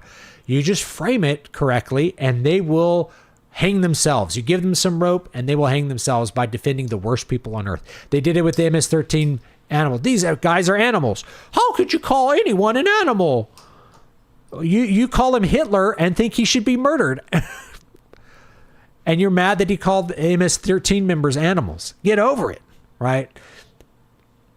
There's no amount of badness that you can force a liberal to defend, right? There's no limit. They will defend Satan himself. If you brought out if Satan himself showed up and we shot him to death, they'd be like, I can't believe you killed Satan without a trial. I can't believe you killed Satan without a trial. Don't you care about rights? They could do this to us next. They just killed Satan without a trial. They could kill us next. They're trying to crack down on us. Did you hear about California trying to make it illegal for ICE to wear masks? Which, again, when I say they hate you and they want you dead, this is another example of they hate you and they want you dead. They want ICE to not wear masks. Now, I don't think they can do this. I don't think they could tell federal agents not to wear masks. Why don't they want ICE to wear masks? Simple reason is so that the cartels can murder them and their families at night and rape their wives. That's why. It's so they can be murdered. Okay. They hate them and they want them dead. So the importance of anonymity in this is really important because just like with dealing with organized crime, keeping identity secret is important so that you can avoid the retribution that comes from organized crime. So you have to be realistic. Immigration involves a lot of organized crime. All right. Cartels. It's so that those people can be murdered and have their children kidnapped and be murdered and be subject to all the bad things rather than being able to be somewhat anonymous so that they have at least a little bit of protection for their family for this sort of thing. Right. There's no law that the California legislature can cook up that is evil enough to satiate them. If they could make it so that they could legally allow anyone to murder an ICE agent whenever they wanted to, they would do that too. Okay? Text-to-speech has been around forever. If a reader really wants an audiobook, they can do it themselves. Now, this is what I said too for AI stuff. It's like, rather than having them buy an AI audiobook, which I felt bad selling something like that. I mean, like, if that was just a feature of an ebook you bought, if you could download the ebook and plug it in, and you could probably do this now. Hardwick probably is. Hey, kitten. My little kitten playing outside the door, playing with a toy, playing with an Easter egg. It looks like. I lost my train of thought. Little kitten interrupted my train of thought.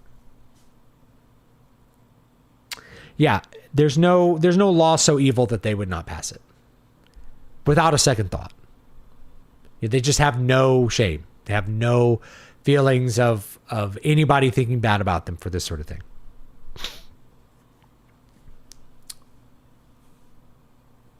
Oh, wait, we're talking about AI stuff, right? If they put the AI voice in the Kindle app and it just read to you, fine. That's great. A great way to access my books or someone else's books. I think that's awesome. That way you could read the book and then like, oh, I got to wash the dishes. Boom, read it to me a little bit and I'll wash the dishes and the AI could read to you. But the reason why didn't Amazon do that is because they charge a lot of money for audiobooks. So that would be a way for people to get audiobooks more cheaply. So they don't want to allow that. But if you want to take one of my books and you want to put it into something that will read it aloud to you, Claude or something, ChatGPT, if they do that, then go for it. Go for it. Have it read to you. That's great. I don't care. If you buy the ebook, that's fine. If you buy the audiobook, that's great too. But if you just want it to read to you, I'm okay with that as well. They're already cheering for that guy, the guy who killed Charlie Kirk. It's like they cheered for Luigi, who murdered a guy who ran or was just the CEO of a health insurance company. They didn't murder Barack Obama, who caused health insurance premiums to go through the roof. Didn't do that. Charlie Kirk things had me upset all day. Absolutely insane. Yes. Like I said, I'm going to circle back around and say what I said at the beginning of the stream. The difference between you and Charlie Kirk is that Charlie Kirk has an audience. That's the only difference. So anybody that hates Charlie Kirk is happy that he's dead. They'd be happy if you were dead. They want you dead. They'd be happy if you were murdered because you think the same things he does. In fact, you probably think things that are more extreme than Charlie Kirk. He was a pretty moderate guy and a pretty peaceful guy as far as that stuff goes, right? He would just talk to anyone. So the fact is they hate you and they want you dead. There's no difference between him and you other than they killed him because he was famous, not because they think he's worse than you. They think you're just as bad. And this could be your friends or family. Your friends or family could be ecstatic if you were murdered because you think the wrong thing. Right? You have to give cartels due process. What process is due to a foreigner? People say due process. What does the process do to them? That's the question. What process is due to a foreigner? A foreigner who's been designated a terrorist.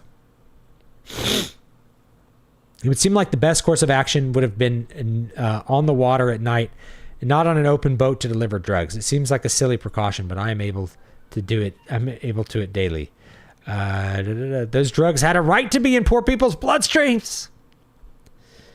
Dean Cain has been getting a lot of hate for joining ICE. I didn't know the dude joined ICE.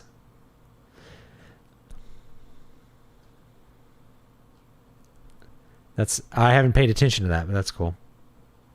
Just heard about Charlie Kirk. I'd been away from the phone all day. Truly sad. This ought to be historic. I didn't follow him much.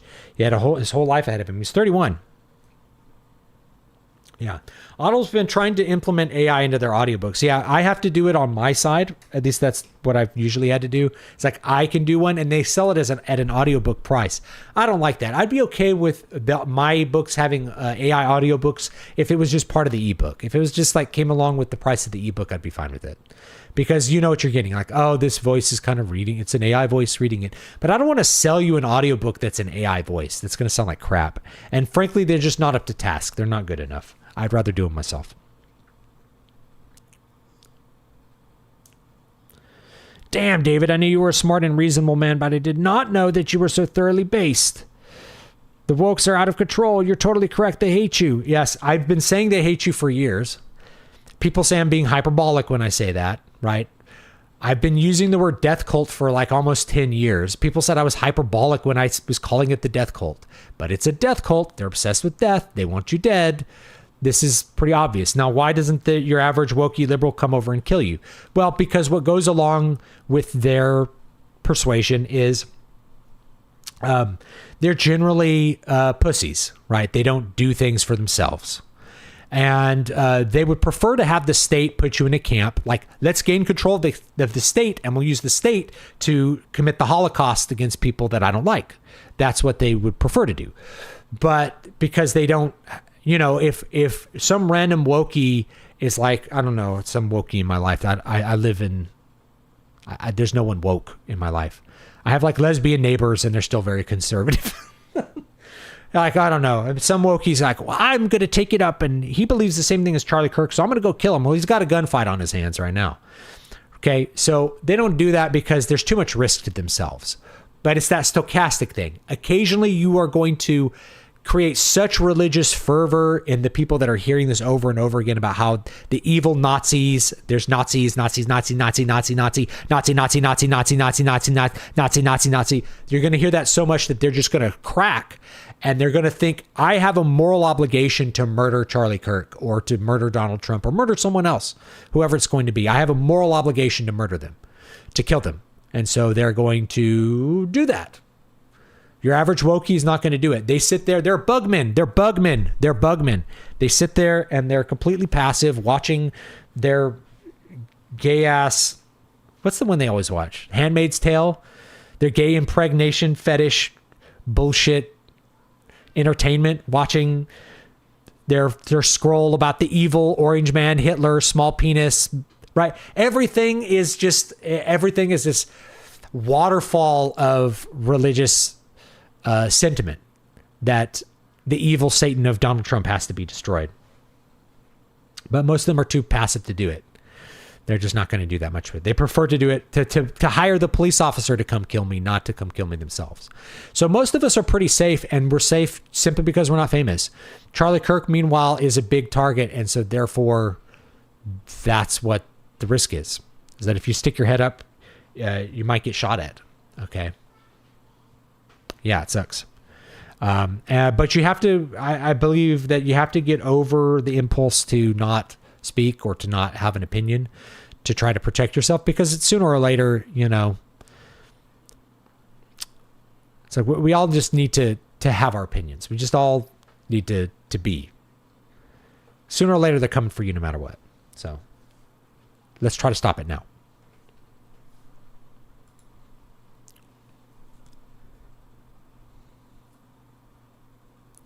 Yeah, Charlie Kirk was 31. He was only 31. I actually think Carl Benjamin is correct that woke leftism is the natural evolution of liberalism. I agree. I agree with him, actually. We can't simply go back. There needs to be something learned and integrated from this. Yes, and Brian and I have talked about this. It's not, we've conserved nothing, really. And so it's just the next evolution of liberalism. So really you need something different to replace it. You need like an actual principled, not conservatism. We need a different word for it because there's nothing really to conserve. We need a positive outlook, which would be, I don't know what it is. I use the word optimists, the best. We should be for the best men, right? A hierarchy of the best people. And how we go about doing that, I don't know yet. I'd have to do a lot more thinking about it politically. You know what I mean? If I never hear about World War II again, it will be too soon. I'm so over hearing about Germany in the 30s. Yeah. Yeah, I'm optimists for what is good, not for what is popular. Now, the thing with that is that Trump is really a populist, and it's how he gained popularity is by forming a coalition of popular positions and popular people, and that's how he secured the keys to power. Populism has been the traditional mode of the Democrat Party for as long as I've been around. They're not optimists, but they failed to make the coalition work this time. They've always been a coalition of really disparate factions that have contrasting beliefs, right? Because if you are a poor black, your interests are diametrically opposed to an immigrant. Because that poor immigrant is lowering your economic value, is reducing the opportunities for young black men to find work that's productive and valuable and pays enough for them to be able to move up and get into a higher class level and have a better standard of living. Immigration, the thing about immigration is that the biggest impact of immigration is not these edge cases of like the crazy gang members and that kind of stuff. That's like the tail. That's like the tail events. It's the big infinite labor supply at the bottom of society that makes it so workers can't negotiate for good wages. If you didn't have any immigration, all of a sudden your manual labor would become a lot more valuable. Now, people who use manual labor a lot may not want that, but for people who are getting started in life or people who don't have any skills yet, having the ability to earn minimum wage or better doing manual labor is really important and really valuable. My first job was manual labor. I worked at a chicken kill plant. Okay. I've been there. I have worked those jobs.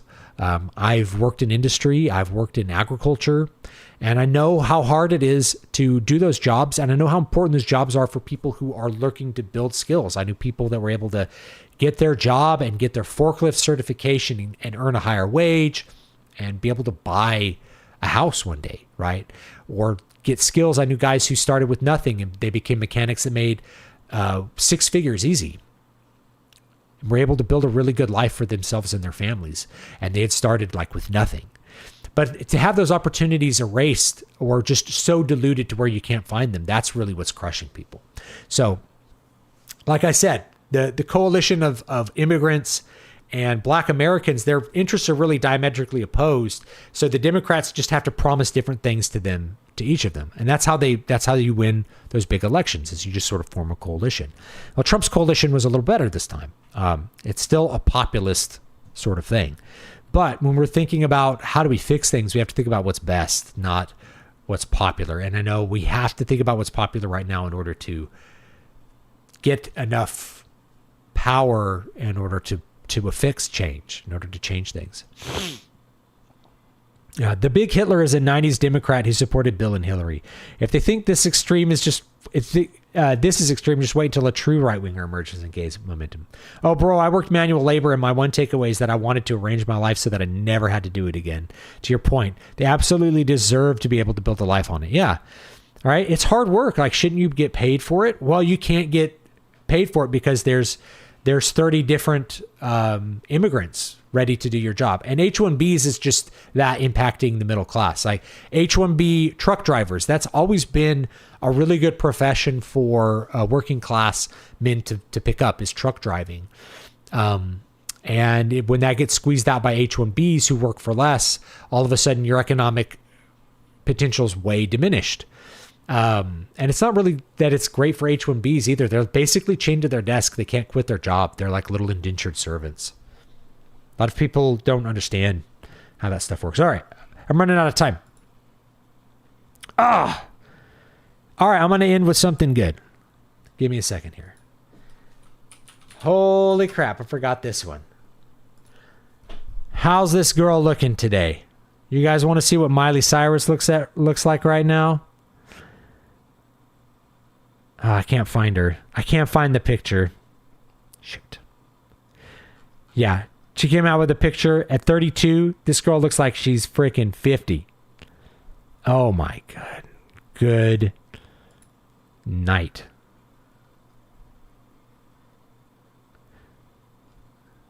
Oh, dude, I can't find it. Anyway, she looks really awful. She looks absolutely terrible. A medical condition that gives her a raspy voice. I think that medical condition is called smoking crack cocaine. Here, take a look at this. Let's take a look at this picture of her. This girl's 32. Damn. It's like looking like, have you seen pictures of Mary-Kate and Ashley Olsen? Ooh. They looking rough, man. It's like her raspy voice is from smoking crack cocaine. That's what you got her raspy voice for. Okay. Look at this. And her face looks so much more asymmetrical with this terrible haircut. Like it's just, she looks like this is probably just weight loss. Although she does have some like fat here. So it could be buccal fat removal, which makes you just look awful. I found some other really bad pictures of her, but I don't know where they went. Truly some bad stuff, Man, I wish I could find that picture again. It's just a really bad picture of her. I think that's it. I think that's going to be it for today, guys. Let me link the Patreon again. Patreon. Join the Patreon. You get some free books. You can support what I'm doing. Yeah. Sad thing is she's aged a lot better than... check out Mary-Kate and Ashley Olsen. These girls... These are older pictures, but man, like these poor... Look at this, man. She had like a bad nose job or something. Something went wrong here. This is a pretty old one, so they even look worse now. Every time I see them, I'm like, good night. They are looking a little rough here, Miley Cyrus looks like shit. I mean, she's looked bad for a while. I mean, like compare her to like her teenage self, and it's like this like fresh-faced girl. What did they do to this girl? What did they do to her? Good night. Anyway. It's iconic. They're calling her look iconic. I'm like, it is iconic. That iconic look is called crack whore.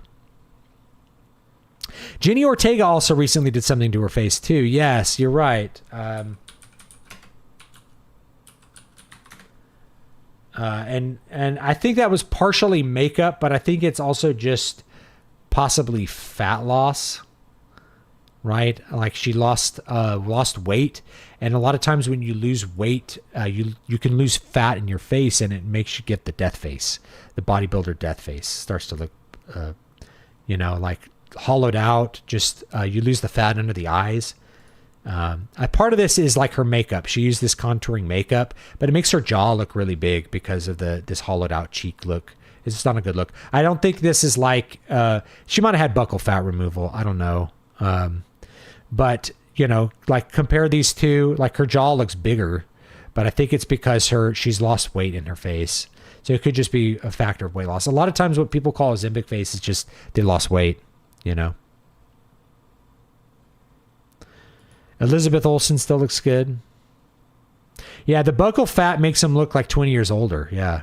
It makes them, to me, and I'll just say here, I think the buccal fat thing is because it makes them look like a twink. It makes them look like it makes them look like a thin wayfish boy. And that's why they're doing it, is because Hollywood's really gay. That's why. They're people that are into twinks. All right. That's it for this week. Hope you've enjoyed the spice. I will see you all next time on Bantha Fodder, delivering you the manure mail. We're going to keep this format for a while. I'm going to try it out. I'm going to check out how the live stream did. I think it did better than usual. It looked like I had about 40 people watching, which is great. You can, let me link I'm going to start building up the Bantha Fodder channel. This just got a lot of shit posting. I really wanted this to be a funnier day, but like it's been a very like tragic and unfortunate day. And so I can't really it's hard for me to not be mad and upset about things. But I do want to I just want people to like remember that what people say about someone that's like you is going to be what they're saying about you.